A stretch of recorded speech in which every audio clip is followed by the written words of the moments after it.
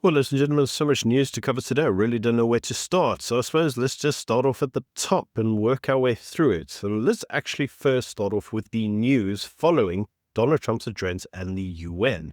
Now, if you saw my video yesterday, you would have noticed that there are a few things that Donald Trump said following that meeting. The first is he said that he felt that he had been sabotaged at the UN. First by the escalator that just stopped as he was going up it. The second was by the teleprompter. And then after the speech, he claimed that certain world leaders couldn't hear his speech. He said that the earpieces that go into the foreign diplomats' ears where the interpreters translate his speech into their native language, well, they weren't working. He said actually when he went back to his seat, there was an individual who leaned over to him to say, "So how did you do?" And he said, "I couldn't hear a word you said." So Donald Trump is naturally very annoyed. He says that the UN has attempted to sabotage his speech, and he's asked the secret services to investigate and find out who did it. So let's see what that turns up. In other news, Zelensky made his address at the UN. This is after Donald Trump said that he would back Ukraine's fight against Russia. Now, he warned that Russia's war isn't just about Ukraine and could spiral into global security crises. He highlighted how AI and drone technology have triggered the most destructive arms race in history, with drones already being used to devastating effect on the battlefield. And this obviously comes after the majority of the battles now that occur in Ukraine are occurring, unfortunately, with drones. But Zelensky did say that stopping Russia now is cheaper than facing a future where nuclear drones could be built cheaply. He accused Putin of planning to extend his war beyond Ukraine, pointing to Russian drones and fighter jets already violating NATO airspace in Poland and Estonia. Zelensky announced that Ukraine would begin exporting its battle-tested weapons to allies, saying, "We are ready to make our modern weapons your modern security," framing this as a grim necessity. Even a country that wants peace must still develop weapons because that is the reality, said Zelensky.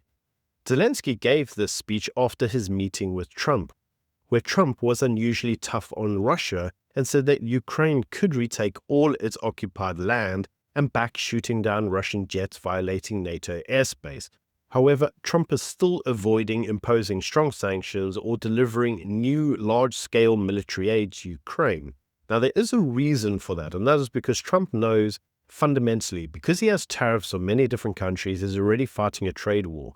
If he goes and imposes further tariffs, he may drive many of the opposition into the arms of Russia. We're already seeing that Russia is benefiting from Trump's tariffs. Meanwhile, Trump's team, specifically J.D. Vance, said that Russia's lack of seriousness in negotiations is testing U.S. patience. And this is what he said is shifting the tone, but it hasn't yet been applied to policy. So the U.S. is starting to be a bit more aggressive in its rhetoric, but we'll see where that actually goes. Now, as you recall, Cyril Ramaphosa yesterday also gave his speech to the UN, and he said that global trade rules are being twisted into geopolitical weapons, which is destabilizing the economies in the global south. Now, he said this obviously because he's currently being slapped with 30% tariffs from Donald Trump. And so where he says that there's geopolitical weapons being used and that that's trade, well, he's specifically pointing to the US. Because as you know, Trump's tariffs are on car, citrus, wine, and agriculture, which threatens a huge chunk of South Africa's exports. Now, he urged the continuation of AGOA, which since 2000 has given 32 African countries duty and quota-free access to the US market. Now, Ramaphosa addressed investors in New York separately, pointing to Amazon and Google's recent investments in South Africa data centers as proof that the country remains an attractive entry point into Africa and was open for business, so that US companies should come to South Africa and open up their businesses. Ramaphosa said that there were over 600 US companies still in operation in South Africa and said, "We'd welcome more." Now, in terms of AGOA, as he mentioned AGOA, as you know, AGOA is up for renewal, and this is at the end of September, but US Congress hasn't moved on it, and Trump's tariff stance makes renewal very unlikely. Now, as you know, what AGOA actually provides is it provides duty-free, quota-free access to thousands of products into the United States. And yes, it does support millions of jobs, especially in textile industries in places like Kenya, and automotives and agriculture in South Africa. What did AGOA actually mean to Africa? Well, US imports from AGOA countries rose 37% between 2001 and 2021, excluding oil. And so what ultimately it meant to Africa is that the imports received from the US were 37.7 billion, which was 5 times higher than US aid to Africa, which was 7.6 billion. So what it effectively meant is that countries were no longer reliant on aid and could now shift themselves to exports, making them more self-reliant. Now, AGOA underpins exports of cars, wines, and citrus in South Africa, and its expiry would cost tens of thousands of jobs in an economy with already a 31% unemployment. Now, Kenya could also lose up to 3,000 jobs in textiles if the deal collapses. Now, the African Development Bank has already cut its forecasts in Africa over all the uncertainty caused by AGOA. But the South African government says, well, they don't think AGOA is a complete loss, although in other news, AGOA might not be a complete loss for the other African countries, but may very much be a complete loss for South Africa. Now, what's not a complete loss for South Africa is the Taiwan sanctions, also known as the chip exports limitations. Now, if you watched my video from yesterday, you would have noticed that Taiwan briefly imposed chip export controls on South Africa, and they did this following the downgrade of its diplomatic office. Now, this was the first time that Taiwan's ever used semiconductors as a diplomatic weapon, which shows just how hurtful Taiwan was with South Africa. Now, as I said, this came after Pretoria pushed Taipei, that's the capital of Taiwan, to downgrade its diplomatic office in favor of Beijing, aligning with the One China policy. So why did they do this? Well, South Africa did it to keep China happy.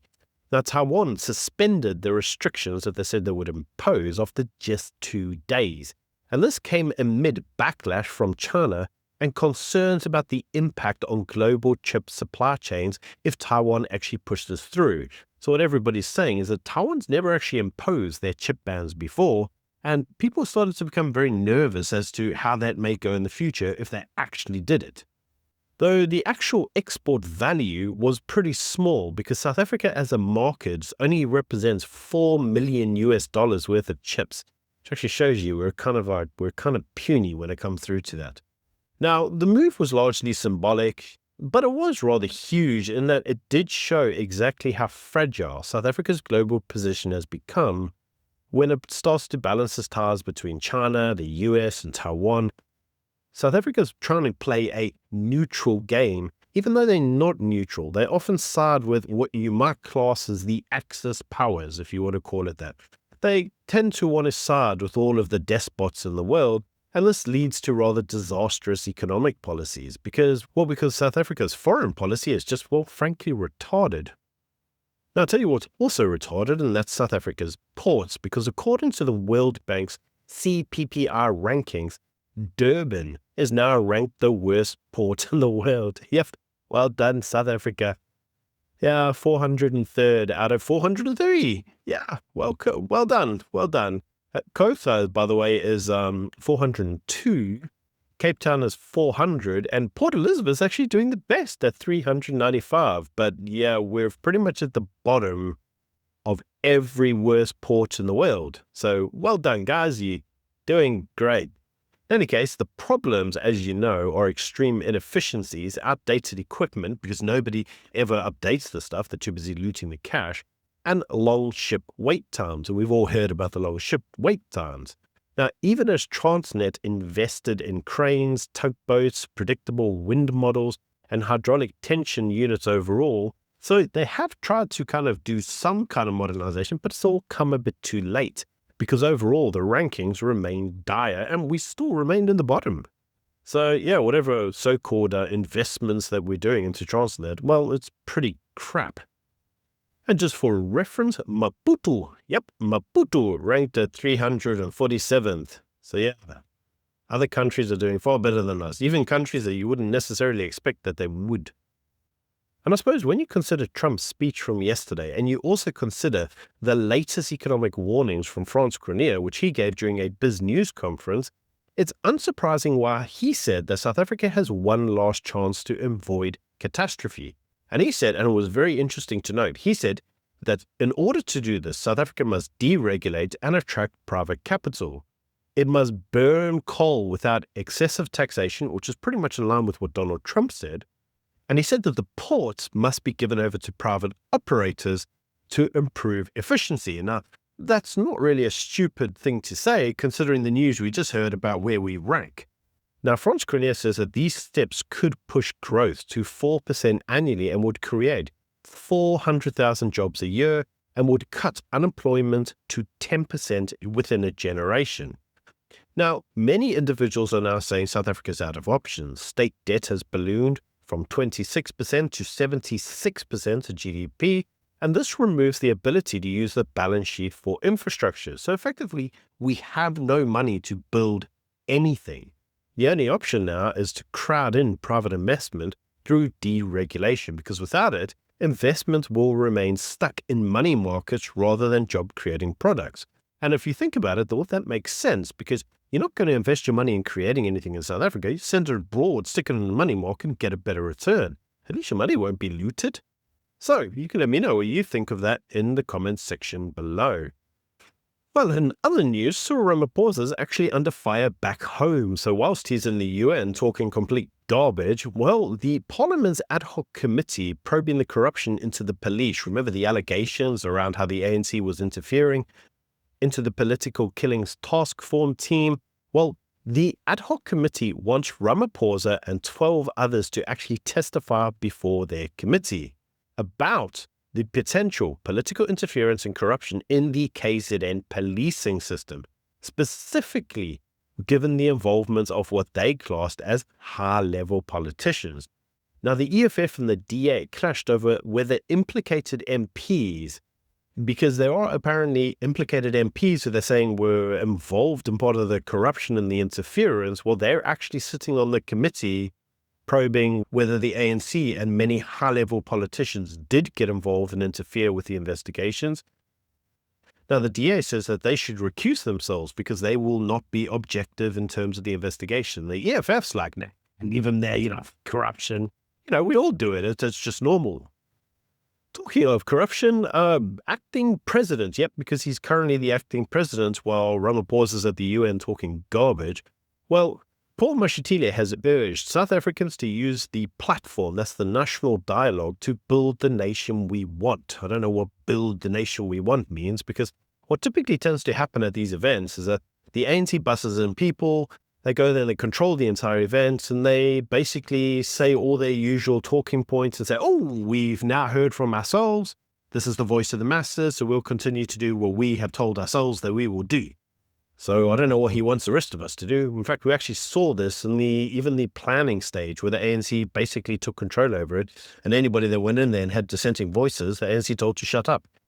Anyway, he framed the dialogue as the continuation of South Africa's tradition of resolving conflict. Now, I'm not really sure what conflict he thinks we've resolved, because if you've looked around South Africa, yeah, things ain't that great. He called for unity across race. So I suppose this is before or after BE, I don't know. He called for unity across class and culture in order to confront issues like unemployment, crime, drugs, and corruption. Well, the best way to get rid of corruption is to get rid of the ANC. That's just my opinion. He emphasized transforming museums and cultural sites into spaces of inclusivity, decolonization, and social change. Well, you see, here's the problem, Paul. You said unity across races, class, and culture. But then you talked about decolonizing spaces, such as, going out and getting rid of all the Afrikaner stuff. So how do you have unity with Afrikaners and their culture when you decolonize all their stuff and chuck it out and say it's not welcome here? Do you see how this might kind of conflict, and possibly you're talking nonsense? Now, talking of Paul Mashatile, let's move on to the news around the GNU. And this is the news that Gayton McKenzie has threatened to pull the PA out of the GNU and the Johannesburg Coalition unless Kenny Kunene was reinstated as MMC in Joburg. Now, Gayton McKenzie accused the Joburg mayor, Dada, of disrespecting the PA and neglecting communities like Westbury. But the ANC hit back and warned Gayton McKenzie against ultimatums, but apparently talks still continue. Now, the entire thing highlights the fragility of South Africa's GNU and local coalitions. And you know what? You can actually watch Gayton's statement right here. We are not considering, we are withdrawing from our relationship in coalitions. And immediately after that, we are going to start the processes of withdrawing from the GNU also. Because it is in the GNU you sign that if you are unhappy, there's processes that you follow. The coalitions, we didn't sign that. So we are leaving immediately from the coalitions and we're giving an intention to withdraw from the GNU simply because we want to be respected. We can't be treated like that by Dana Morero. Can't even give our people water. He's got something against us and we see it in how we treat the people of Westbury. We are not here for positions. I will go back, I'll go to the ground and we'll see what the future holds.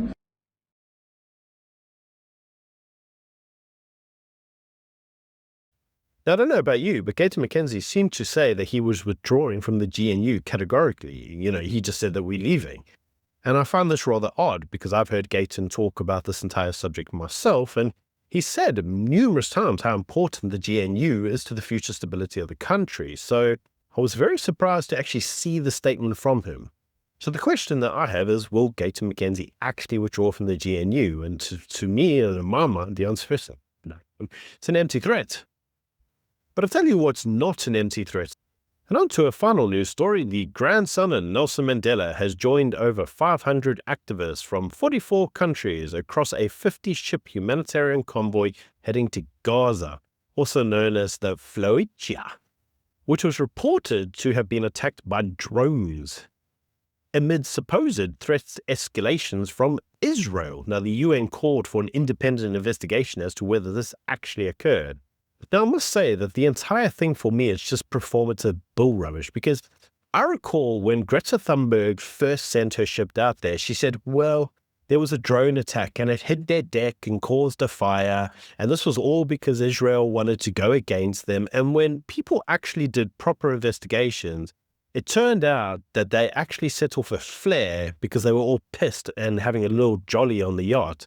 The flare had come back and set fire to their own site because they were all retarded lefties, and they blamed Israel for a drone attack on this, but there was no drone attack. There's actual video footage that circulated of them almost setting fire to their own bloody ship.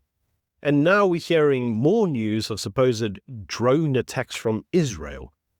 Now, Mandela, the grandson, says that he will not stop until the genocide stops, and urged governments, NGOs, CEOs, and faith groups to pressurize Israel to stop the genocide. Now, Israel claims that many of these Floatia organizers have ties to Hamas and have offered to offload aid at a neutral port, which was rejected, because apparently the aid in these few little boats are going to outnumber the mass amounts of trucks that go into Gaza every day, and also the airdrops. But what can I say? Greta Thunberg is the most high-profile participant, and she's the one spearheading all of this PR exercise, because that's exactly what it is. It's a giant PR exercise. Now, for the purposes of Mandela's grandson, well, this is also a giant PR exercise. But given that he also works for the Mandela Foundation in South Africa, which, as you'll know if you watch my videos, is currently involved in a smear campaign against Israel, specifically against Christian Zionism, and this is being spearheaded by Nalandi Pandor. I did a video on this. Well, it comes as no surprise that he himself was also one of the high-level participants who are all looking for an easy way to make themselves relevant. In any case, that's just my opinions. Do let me know what you think in the comment section below. Until next time, bye.